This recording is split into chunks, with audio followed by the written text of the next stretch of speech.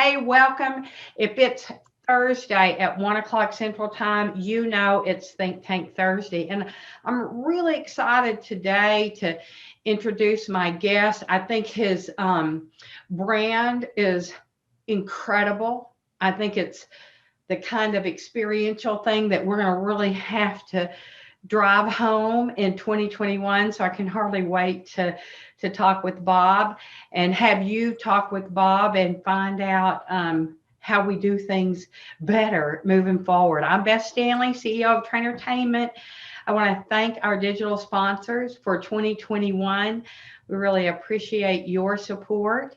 And I'm going to introduce to you a friend of mine that I know. I always interview people, Bob, that I will say, oh, my good friend this, and I've known him for 20 years, and I've known Bob for about 20 minutes. I'm really excited to interview somebody and make a new friend. But Rocky, my good friend Rocky, who y'all saw just a couple of weeks ago, this is her friend. And she said, Beth, you need to put Bob in the tank. So Bob, with the black tie experience, welcome to the Trainertainment Think Tank. How are you? I'm doing great, Beth. Thank you so much. I appreciate it. And shout out to Rocky for putting us together. So thank you, Rocky. Yeah, I appreciate it. I just think it's great. We're always looking for folks. You know, we created Think Tank because it's so easy to be wrapped up in what I like to refer to as the frenzy of busy. And so we don't take time, right, to just, I don't know, in my EOS mind, I call it a clarity break, you know, Gino Wickman's work, by any chance, get a grip. Yes. And all that stuff. Mm-hmm. Yeah. And so he really talks about a clarity break. And so I like to think of Think Tank as that time. And with that in mind, Bob, what should we be thinking about right here in the middle of January? Yay, 2021, right? Yeah, well, first of all, I'm thankful it's 2021. Hallelujah. We made it. Yeah, it's based on the last year, you know, and so Beth, I think we need to really think about, because business is going to come back. I mean, there's no doubt about it. However, our customers have experienced something unusual in the last 9-10 months. Yeah. So now they're used to being at home. They haven't had a lot of that guest interaction. And I think more important than ever is that we have got to create experiences when our prospects, when our customers are going to come into our centers, and we've got to wow them. I mean, mm-hmm. We're going to get few opportunities because of just so many other things going on. And so, yes, I talk about customer service, but I really talk about that experience, that customer service experience, because the difference I believe is service is the tasks we're supposed to be doing anyway. Let's face it, we should be greeting people with a friendly smile and doing those tasks. But I believe the experience is how we make our guests feel fabulous. Yeah. When we perform these tasks. So for example, I could walk into your center because I have a reservation for bowling and laser. I do bowling first, then laser, and I'm greeted. Hi, yes, what time? Okay, it's lane 4, go over there. And I could walk out there and the center could do everything right, but yet something's missing. And I think what's missing is that experience. So, hey, Bob, welcome. Oh, it's so good to see you again. Oh, and this is your son. Now what, he's 9? Oh, wow, it's so good to see you. And then having someone come over to the lanes to just check in on them and make sure that they have their favorite snacks, whatever it is. I mean, making that connection is, I think, going to be crucial moving forward as we are in 2021. I love that. I have in People Buy From People. Oh, see, that's my perfect. I always try to keep a shameless plug time for my book. There was a perfect one. I nearly missed it. The sales process, I think, is rooted in connection first. And so I like what you're saying. I mean, you use that word connecting with people, that is the first. I mean, that's like the foundation, right? And we have to be willing to be personal with people. And that's like the subtitle, how to connect personally in an impersonal world. And my gosh, we've been told for months to stay physically distant from each other.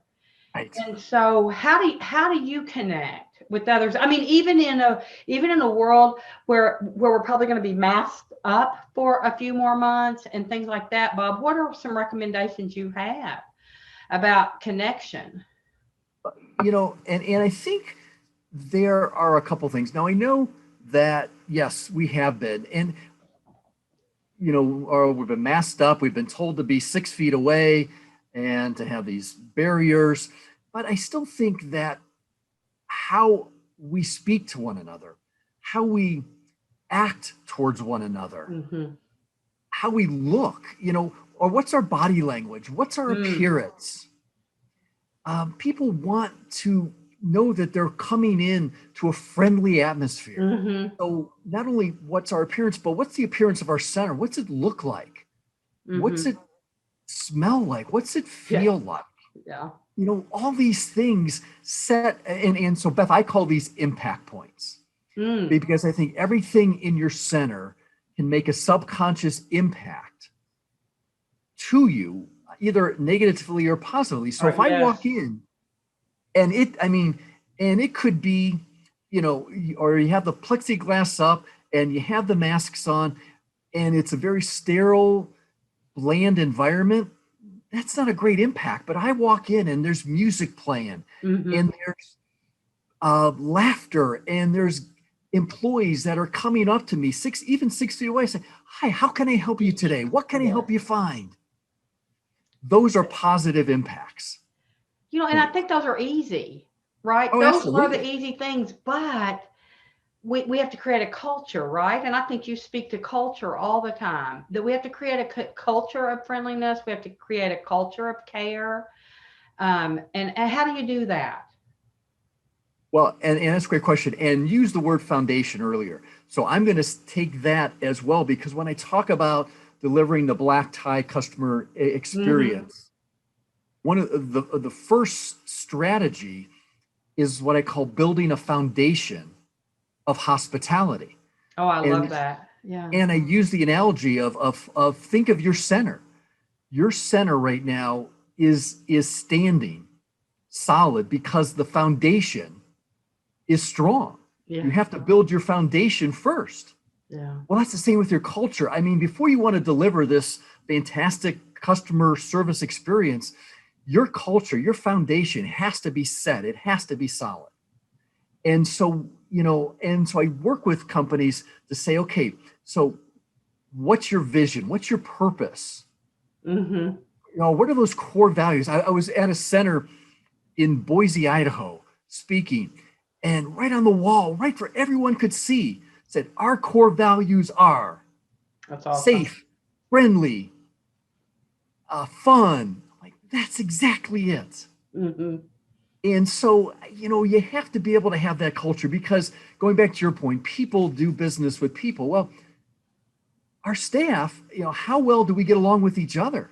Oh, perfect. Yes. Yes. I mean, those are the internal customers. And Right. guess what? And you know this to be true.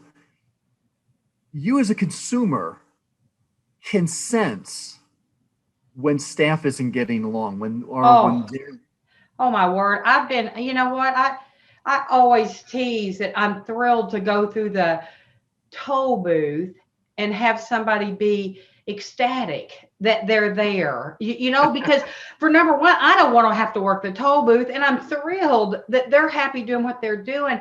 And conversely, I have dealt with people who you knew they were so miserable being there, either by their own behavior, their interaction with you, and certainly I've seen it with their interaction with each other. I don't want to be there. That right. that that experience leaves a lasting memory. And I'm probably not going to go. I'm just that stubborn. I won't go back, and I'll usually write a note on the receipt that says exactly why, because I'm that customer service, freak. I just said. Well, and whether we have masks on or not, we can still sense that. Yes. So I think we have to really make sure, and think about it like this too.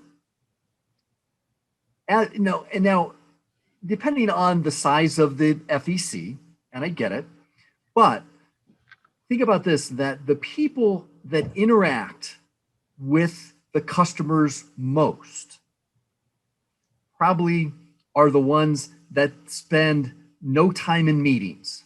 Yes. All upper management and leadership spends most of their day in meetings.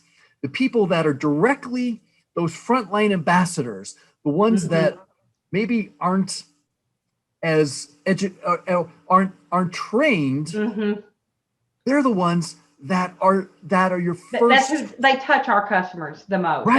Right. I know, Bob. I'm 1,000% with you, because I think, and they call them everything, guest service, or my favorite is where they call them a lane captain. In your neck of the woods, they'll call them a porter, and they'll have the lowest requirements. They'll pay them the least.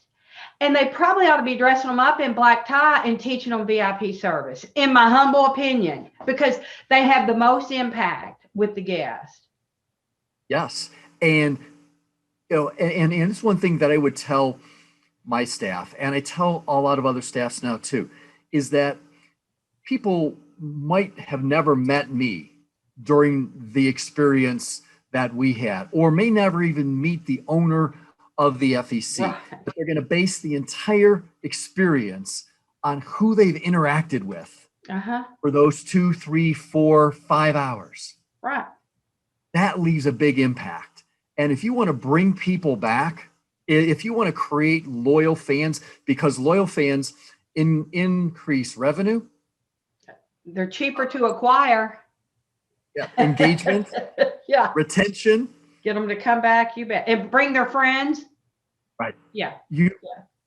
Or we have to be able to empower and engage our employees in delivering the highest levels of service excellence and hospitality. We have to. I want to, and you and I both, this is going to sound like a self-serving question, but I'm curious about what you think. You and I both are training and speaking and coaching companies. That's what we do. Our passion is to, at Trainertainment, we want to work with people who want to be extraordinary. Absolutely. And to that end, what do you know? What do you read? What do you understand about what businesses should invest in training and coaching? Because I know a lot of folks will be reluctant, especially with first-time or frontline employees, to make much of an investment, because I hear it all the time. Well, what if I make an investment and they leave? But, my retort to that is, what if you don't and they stay? Right? And so, so what do you know about what good companies, people like, Container Store.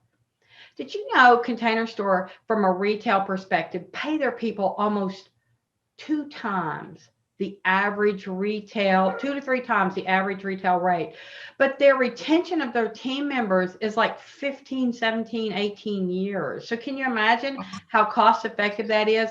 And if I need one employee to do the same job as, one great employee to do the same job as 2 or 3 mediocre employees, I believe paying them twice as much is really a savings. I'm not great at math. You're the finance guy, right?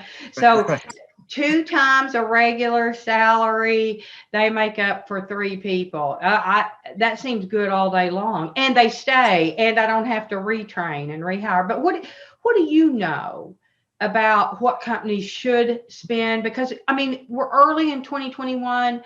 Dear God, I think everything's going to be opening, and we're going to be going and blowing before you know it. And you want your people to be better. You get one time to make a first impression, right? And so what should they invest?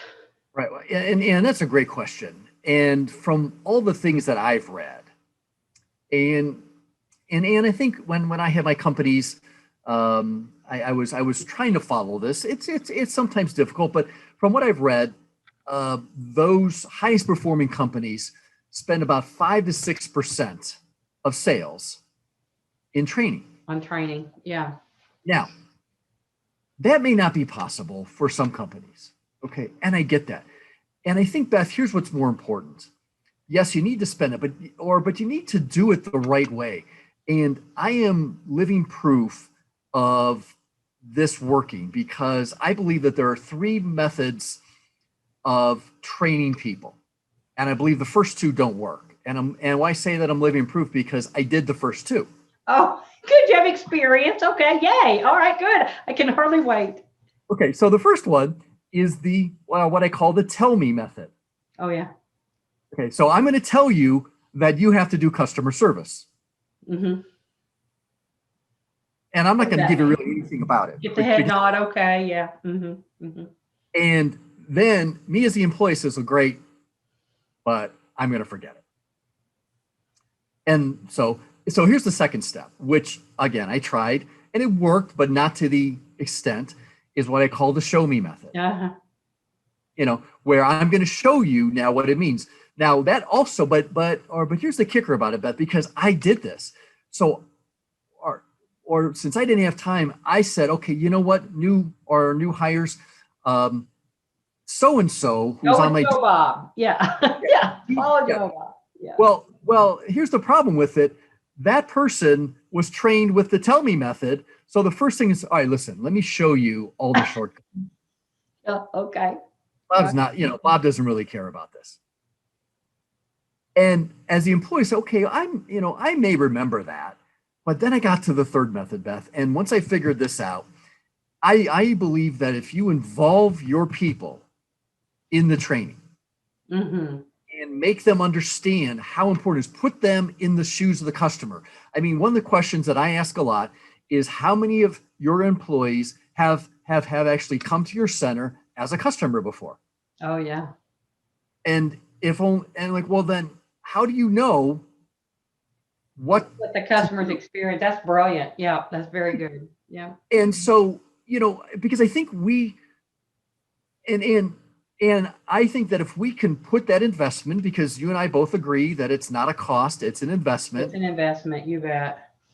But it's the right investment of involving your people. And then here for me, Beth, just for me and my businesses, this was the key for us. We had 2 keys. Or after we involved our people, I did 2 things. Number 1 is I gave them a mentor. One of my veteran staff to say, okay, now you're going to be with them. You're going to mentor and coach them. That's good. Yeah. For the next, 2 weeks, 3 weeks, whatever it is, which was huge because it did 2 things. One, it empowered my veterans. Mm-hmm. Like, wow, Bob trusts me to do this. You elevated them. Yes. Yes. But then here's the second one, is that all the training and onboarding in the world can work, but if you don't follow it up on an even semi-consistent regular basis. So we would bring people back, if not quarterly, but semi-annually, say, here's the refresher course. Here's what we're doing right. Here's where we need work. Let's involve, let's role play, let's do these things. We had 1 shot. I was in the event and catering world, and I couldn't go to the VP of such and such and say, we screwed up tonight. Yeah, we're just off. Yeah. Can we come back? Yeah. And you do the big event for 500 next week? We'll do better. Yeah. I can't do it. No, we had 1 shot. And once our staff realized and we involved them in it, and they got to be empowered and become passionate about delivering this wow experience, it took off. That's great. When they got it, then it sounds like you helped infuse the culture first, We call it that tell, show, do, review. I loved hearing, because telling them's not enough. I even have this methodology, and I think it's how we create what we do, and you can see the success of when things go well or not. Education alone, that's in that tell me stage. I can read the book, I can watch a YouTube video, I can listen to a podcast, but it's what I decide to do with that. And so when you get engaged, so educate, engage, when you get engaged with that mentor, see, that's perfect, because that mentor is going to be able to give feedback and more information. And then there's transformation, right? Because that's where all that lives. So that's fabulous, Bob. You and I think are going to be big friends. I think so. Tell me how you're recovering. Lots of people will be in recovery mode. We are, we're like, we get a chance. We're almost 16-year-old company, and we're in a little bit of restart, just like many of our facilities that we serve. And the exciting thing to me about that is I've already made a whole bunch of mistakes in the past. I don't have to make them again. And but what are you looking forward to, and how are you trying to restart? What are you hoping for in 2021? Well, I'm hoping to be back in front of live audiences. Okay. I love the virtual. And I understand that we're going to be virtual. We're going to probably be hybrid, maybe even into some of 2021 and maybe even further. Yeah. But for me, what I feed off the energy. Yes. Being in the room. Yeah. And whether it's a keynote that I deliver at a meeting or a conference or a training, I love to see the light bulbs. Yeah. Going off, like, yes, that's exactly what I need. Or, you know what, that makes a lot of sense. That's what we should be doing. Or, you know what, gosh, thank you, Bob. We are doing that. Yeah. So this is good to know that we're doing this and you're talking about it. Yeah. That's awesome. So, there's just something about being in a room of people, and I know you know this too, that just you can't replace it on a virtual screen. Agreed. I'm happy doing virtual events. I'm doing some virtual leadership coaching for organizations right now. But I want to get back there. I want to be back in front of people. In front of the audience. That's great. Well, listen, we could probably solve all the service problems, all the experience issues of the world. But just give us the rest of the afternoon, we get that knocked out. I'm so delighted to meet you, and I hope that we'll have and believe we'll have the opportunity to cross paths this year. I hope. I think so. And but before you leave, you have to help us here. We have a signature think tank question. Our company's obsessed with growing others. We think that if you grow people, it grows businesses. You grow business, you can grow communities, and you can improve families and those sorts of things. And so to that end, I'm curious to know, what do you do on a consistent basis to help yourself grow? Well, I have always been mindful that I need to learn more. And so in my industry now, in the speaking industry, because one of the loneliest things I think to be at times is an entrepreneur, because you don't want to talk to your peers and all the challenges that, you're having challenges there. I'll have to, let me see what and so I've always been of one of two things, of either always having a coach. Yes. Which I think, and so I've had a couple different coaches throughout the course of my entrepreneurial career. And then they've helped me greatly. Now what I have is, in the speaking industry, we call them masterminds. Yeah. And so I have two. I have a weekly mastermind with a good friend of mine who is a speaker, and we hold each other accountable for things. And then on a biweekly basis, I have there are three of us who are good friends who are speakers, and we do the same thing. We talk about different things, but we hold each other to that accountability. We challenge each other on what we're going to do to get better. And it's been invaluable for me. We haven't been able to solve the problems of the world. But you're getting there. We're getting there. You're so right, Bob. It's so much easier to do it with somebody, and it can be very lonely to be an entrepreneur, and who holds the business owner accountable, if not a peer, or a coach. Yeah. Well, and when I do training, Beth, I talk to, or when I do my keynotes, I give everybody an action plan on what are you going to do to get better. Well, what's one thing you're going to do? Well, if I'm not doing that, how can I expect the people in my audience to do the same thing? That's awesome. So I look forward to these times, and I know, like, you know what? I didn't get done what I was supposed to get done. They're going to hold me, guys. Yeah, sorry. Wow. All right. Yeah, I got to get it done. So I can go on record and say the black tie experience guy walks his talk. Yes. How about that? All right. Awesome. Awesome. Well, I thank you so much. We'll have to do this again. We'll get in recovery mode. We'll get in thrive mode. And I'd love to check back in with you again after June or so, because I'm sure you'll be knocking them down and setting them back up. I hope so. Let's keep our fingers crossed. That's Thank great. you so much, Beth. Pleasure. Thank you, Bob. Take care. Bye-bye.